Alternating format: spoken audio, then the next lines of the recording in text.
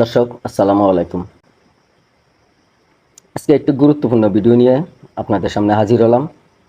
আশা করি ভিডিওটি মন দিয়ে শুনবেন, ভালো লাগবে।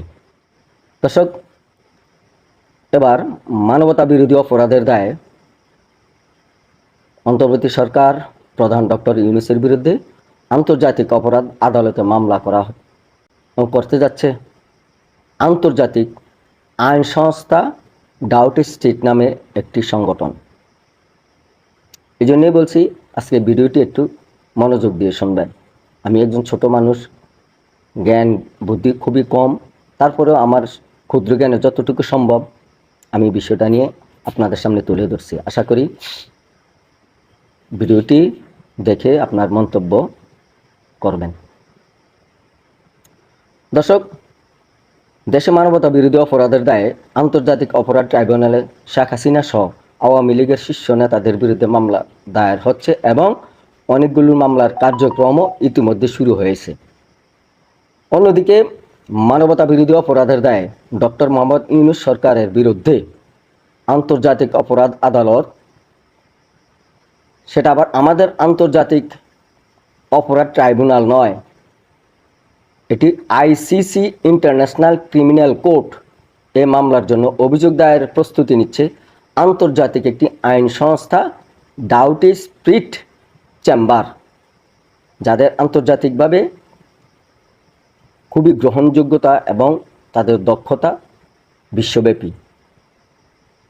সংস্থাটি সুনির্দিষ্ট 4টি অভিযোগের ক্ষেত্রে তারা এই মামলা করার প্রস্তুতি নিচ্ছে। দর্শক, এই সংস্থাটির পরিচয় সম্পর্কে আমাদের জানা দরকার।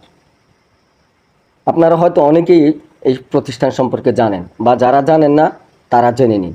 এটি হলো ব্রিটেন ভিত্তিক একটি আন্তর্জাতিক আইনি সংস্থা, যারা ফৌজদারি বিচার, পাবলিক আইন, অভিবাসন, কর্মসংস্থান, মানবাধিকার এবং নাগরিক স্বাধীনতা নিয়ে কাজ করে যাচ্ছে। তবে এই সংস্থা কোনো টাকার বিনিময়ে কাজ করে না। তাদেরকে টাকা দিয়েও তাদেরকে কাজ করানো যাবে না।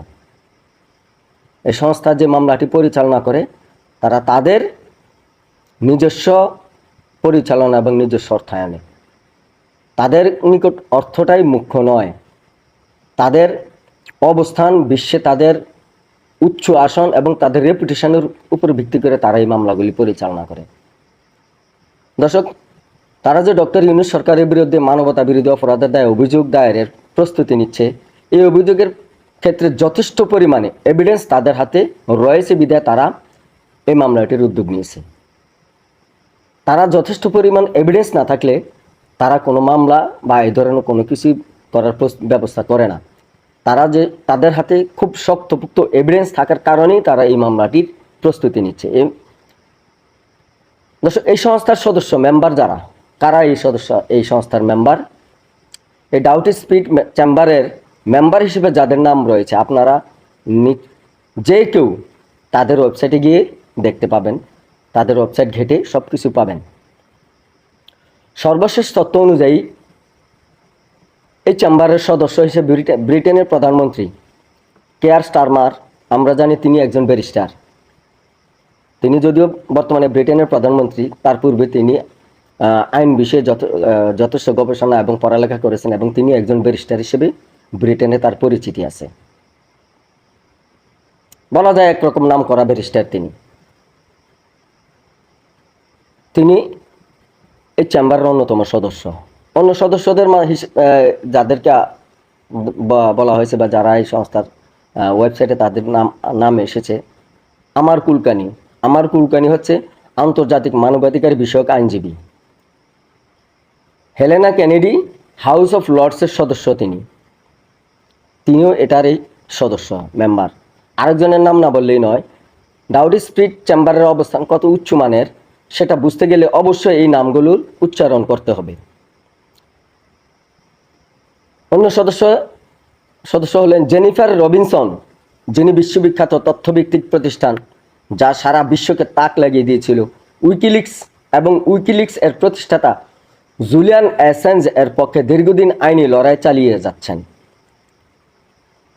এবার বুঝেন এই আইনজীবী কত, তার মান কত উচ্চ। উইকিলিক্সের পক্ষে যিনি মামলা পরিচালনা করেন এবং মামলা লড়েন।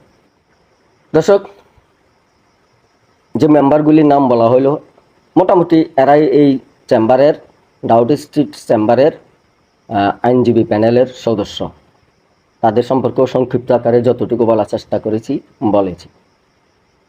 দর্শক, এখন এই ডাউটি স্ট্রিট চেম্বারের ওয়েবসাইটে যেটি বলা হচ্ছে যে ইন্টারন্যাশনাল ক্রিমিনাল কোর্ট নেদারল্যান্ডের হ্যাগে যেটি অবস্থিত, সেই আইসিসির সংবিধি বা রোম স্ট্যাটিউট এর যে 15 অনুচ্ছেদ, তারই অধীনে তারা এই মামলা করার প্রস্তুতি নিচ্ছে ডক্টর ইউনূসের বিরুদ্ধে। সেখানে 4টি বিষয়ের উপর গুরুত্ব আরোপ করা হয়েছে। যে অভিযোগগুলি করা হয়েছে 4টি বিষয়ের উপরে, যে 4টি বিষয়ের মধ্যে আমি প্রথমটি হচ্ছে গত 8 আগস্ট থেকে 2024 সালের ডক্টর ইউনূস বাংলাদেশে ক্ষমতা গ্রহণের পর থেকে সাংবাদিক, পুলিশ কর্মকর্তা, সংখ্যালঘু এবং প্রাক্তন সরকারি দল অথবা সরকারি দল বাংলাদেশ আওয়ামী লীগের সাথে সংযুক্ত ব্যক্তিদের বিরুদ্ধে বিনা উস্কানিতে অসংখ্য সহিংস আক্রমণের ঘটনা ঘটেছে। 2 নম্বর হচ্ছে হত্যার অভিযোগে, মিথ্যা ফৌজদারি অভিযোগে নির্বিচারে কারাগারে আটক রাখা হয়েছে অনেককেই, বিশেষ করে সাংবাদিকদেরকেও কারাগারে আটক রাখা হয়েছে। 3 নম্বরে বলা হচ্ছে যে মব ভায়োলেন্স, নিয়ন্ত্রণহীন মব সহিংসতা, সেটিও এখানে উল্লেখ করা হয়েছে। 4 নম্বরে যেটা বলা হয়েছে ধর্মীয় সহিংসতার প্ররোচনা, অর্থাৎ সংখ্যালঘুদের উপরে বিভিন্ন রকমের হামলা, আক্রমণ, এই বিষয়গুলিকে নিয়ে 4 নম্বরে আনা হয়েছে ধর্মীয় সহিংসতার বিষয়। এই অভিযোগগুলোর জন্য দোষীদের বিচারের আওতায় আনার জন্য বাংলাদেশে কোনো আইনি পদক্ষেপ দৃশ্যমান হয়নি বা আইনি পদক্ষেপ নেওয়া হয়নি। সেটাই হলো ডাউটি স্ট্রিটের চেম্বারের যে মূল অভিযোগ, যে 4টি অভিযোগের ভিত্তিতে তারা এই মামলাটি করতে যাচ্ছে। এসব মামলার ব্যাপক প্রকৃতি ইঙ্গিত দেয় যে এগুলি সম্ভবত চূড়ান্ত স্তর, অর্থাৎ প্রশাসনের স্তরে পরিকল্পিত ছিল। আইসিসি ইন্টারন্যাশনাল ক্রিমিনাল কোর্ট সংবিধানের একটি বিশেষ অনুচ্ছেদের অধীনে হত্যা, নিপীড়ন, কারাবাস বা বাক স্বাধীনতা কিংবা যে কোনো স্বাধীনতার গুরুতর বঞ্চনার মতো মানবাধিকার অপরাধের সমতুল্য। দর্শক, এখানে উল্লেখ্য ইতিপূর্বে 2024 নভেম্বর ইন্টারন্যাশনাল ক্রিমিনাল কোর্টে আইসিসিতে ডক্টর ইউনূস সরকারের বিরুদ্ধে মানবাধিকার অপরাধের দায়ে একটি মামলা অভিযোগ দায়ের করা হয়েছিল। কিন্তু সেটির তুলনায় ডাউটি স্ট্রিট চেম্বারের যে উদ্যোগটি, সেটি নিঃসন্দেহে অনেক গুরুত্বপূর্ণ বার্তা বহন করে। তার কারণ ওই মামলাটি করেছিল একজন ব্যক্তি যিনি আওয়ামী লীগের সাবেক মেয়র সিলেট অঞ্চলের। আর এই মামলাটি একটি আন্তর্জাতিক আইনি সংস্থা ডাউটি স্ট্রিট চেম্বার যে মামলাটি করতে যাচ্ছে, আইসিসিতে যে মামলা সিলেটের মেয়র করেছেন আর এই মামলাটির ভিতরে তফাৎ অনেক।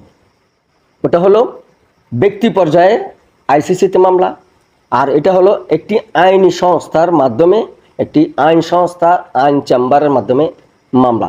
তাহলে বুঝতে পারছেন ওই মামলা আর এই মামলার ভিতরে অনেক পার্থক্য। দর্শক, এখানে যে আলোচনা করেছি সেটা ডাউটি স্ট্রিটের ওয়েবসাইটের যে তথ্য দেওয়া আছে তার থেকে সারসংক্ষেপ আমি পর্যালোচনা করার চেষ্টা করেছি। আমার পর্যালোচনা ভুল থাকতে পারে, আমি এই ভুলগুলি ধরিয়ে দিবেন আশা করি। আমি আমার ক্ষুদ্র জ্ঞানে সংক্ষিপ্তভাবে সে আলোচনাটি তুলে ধরলাম। তো সকলে ভালো থাকেন, সুস্থ থাকেন, আল্লাহ হাফেজ।